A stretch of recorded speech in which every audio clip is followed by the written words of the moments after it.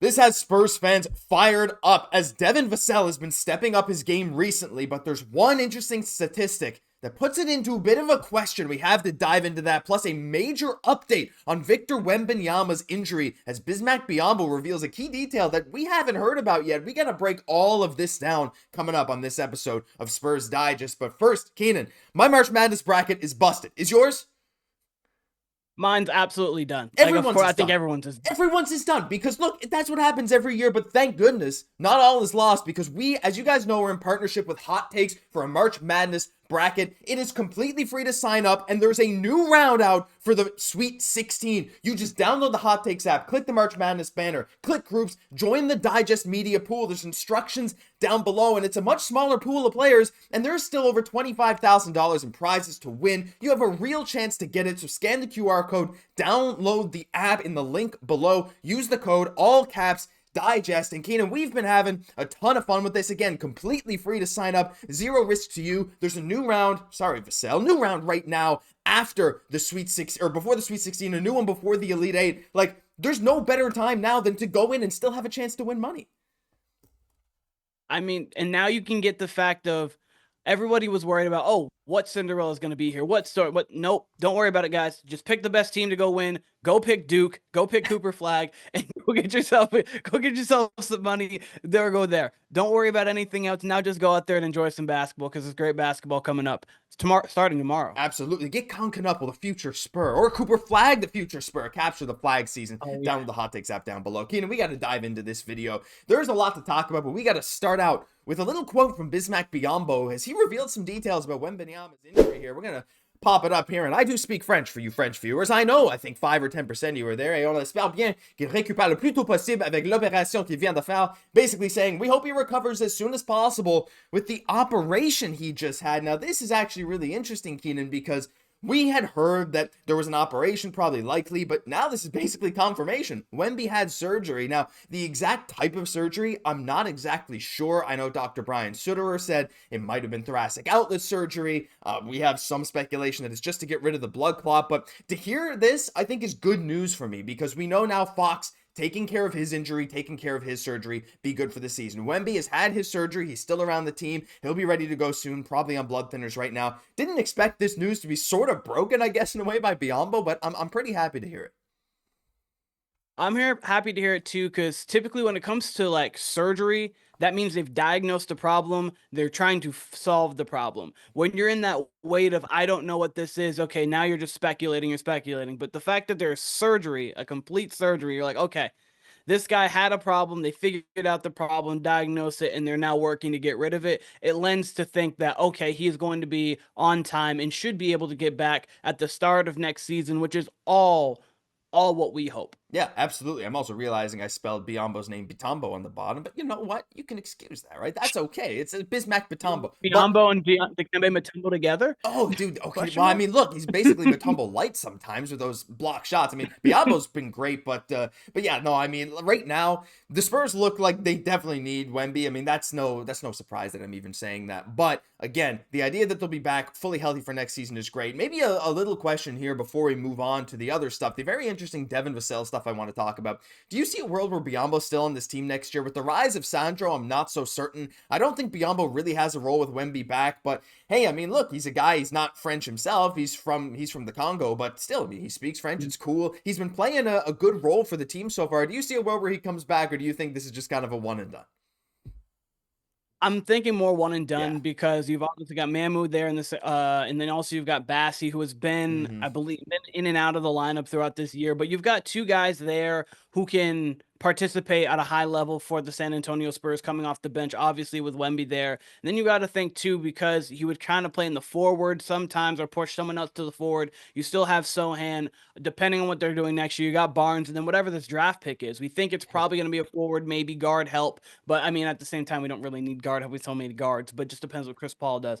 But I don't think so. It doesn't make this most sense for him to be there, but we'll see what the Spurs do. They always decide to do not exactly what you think is going to happen. That's very true. So we'll have to wait and see. I don't think he'll be back either. But let us know your thoughts on Wemby getting surgery, the thoughts of the Spurs center position heading into next year. We'd love to hear from you. But we got to talk about the guard / I guess forward situation now. Vassell's been playing a lot of three, and I want to talk about this because I know you mentioned this yesterday, Keenan, in your video before we got blown out by the Pistons. But right now, Vassell, he's coming off a great game against the Pistons. I'll make that bigger for you. And that has upped his averages in the last 14 games. This is credit to StatMuse, where you can get all these graphics for yourself as well.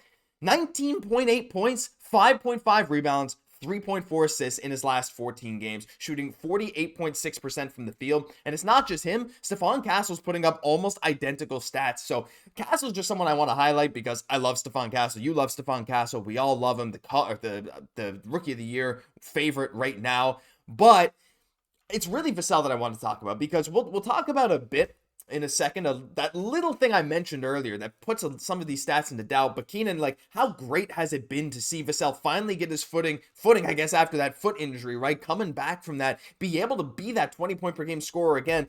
Having the ball in his hands more is definitely a reason to, you know, put his points per game up a little bit. But the efficiency is starting to come back. This 26 point game against the Pistons, 25 against the Raptors, 20 against the Sixers, all on decent efficiency. I'm just finally glad that we're seeing the Vassell that we paid for seemingly back to full strength. 100%. And when you have a foot injury like this, you're not able to do a lot of workouts. Like when you have like a wrist injury, you can still kind of work your body and keep it into some sort of shape, even though you're not utilizing your wrist. When you're having a foot injury, especially when it's preseason, you don't get into the rhythm that these other players are. So he comes back, I believe it was November 5th-ish, or like beginning of November. Players are already into some sort of rhythm. He is not. So he's working his way through that. Plus he's got Chris Paul there. That's new. Stephon Castle there. That's new. Wemby's getting better. That's new. And his role just changes. So now that he's in a situation, we're going to talk about a part of it, but now that his role has kind of changed and he is available to actually, okay, get back into what Devin Vassell does, he's showcasing that he can still be a high-level scorer and a high-level player in the league, and you can't be more happy about it as a Spurs guy. No, exactly. I mean, when he signed that contract, we were pretty excited, especially after last season's performance. We're like, again, this is going to age very well. And again, we got news the cap's going up about 10% for next season, so it's really, really good. But there is that one concern. Now, these are his stats with Wemby this year, shooting 44% from the field, which is much lower than his last 14 games. In 30.5 minutes per game, only 16 points per game, and his three-point shooting was only about 36% as well. And this has some fans a little concerned to some extent, but I kind of want to qualm those concerns. Just saying, Keenan, like, you made some great points. Like, it's a new system for Vassell, like coming in and getting a ball dominant, one of the more ball dominant players in the league over his career, I suppose, and Chris Paul, who is a fantastic playmaker, of course, but the offense runs through him. Not to mention just through him, through Wemby as well, right? You got the offense running through those two guys. Not to mention a guy like Stephon Castle, who is the Rookie of the Year favorite, who's come up, who's had the ball in his hands a lot. And what has happened to Devin Vassell, who has been traditionally a volume shooter, a guy who needs a lot of shots to really get into his rhythm, whether it's in one game or over a stretch of 5, 6, 7 games to really get rolling. It's a new thing for him to adapt to. So to me, for the fans that are a little concerned about him not playing well with Wemby, I think there's multiple factors. Like you mentioned, coming back from an injury, which is never easy to do. Not to mention when you miss training camp, you miss that kind of stuff in the fall. That does have a big impact on your season because you're not fully in game shape, but also learning to play with a bunch of other guys who are now taking the ball out of your hands a lot more than when it was just you and Keldon Johnson kind of running the show, right? So I'm not necessarily concerned for this, but this definitely is something I want to keep an eye on in the future as these two guys continue to grow together. Yeah, especially because now the goals have changed. So you have to think to last year, they were 22 and 60. They weren't a good team. They were, and when you're not a good team, you don't really have winning thoughts, and you can just go out there and play basketball. We see it with the Hornets and see LaMelo, and he just goes out there and just does LaMelo things. He's going to try these fancy passes, do a lot, and a lot of it works, but a lot of it's not going to. As Vassell last year, you can just say, okay, Wemby's developing. Other than that, I get to go out here and just go play. And so he's going to play, but this year you have an actual opportunity to go win some games, especially early on in the season when you have all this talent, and then you get De'Aaron Fox, and even more aspirations and more expectations are put on you.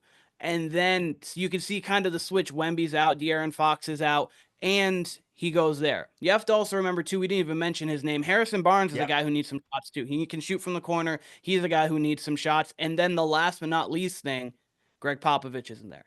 So, like, Mitch Johnson's a completely different coach than Gregg Popovich, of course, and we know how great Gregg Popovich is as a mind, so maybe he's not put in the same right spots, the same kind of thing. So it's good to see Vassell, but at the same time, you can't fully put weight into it because the way this season has been constructed is no one thought that this season was going to go as it did. No, I mean, there's just so many bombs of news around this team. Of course, Pop going out and still wishing him the best of health. Wemby with the blood clot, trading for Fox. I mean, he's a name I didn't even mention in my part there because, again, to be fair, most of the season that Vassell's played, Fox hasn't been there. That's still going to be something that we're going to see more next year. They've only had a very small sample of games playing together, but you're absolutely right. There's so many new things coming into this team, and a lot of guys who are used to having the ball in their hands taken it out of Vassell's. Look, I think Vassell, he's such a good shooter. He's historically been one of the best corner three shooters in the NBA. This year is a little lower, but still, I think he can be an amazing, third option on this team. I mean, who knows if that's going to be what he is moving forward? Maybe fourth if it's Castle taking that third spot with Wemby and Fox.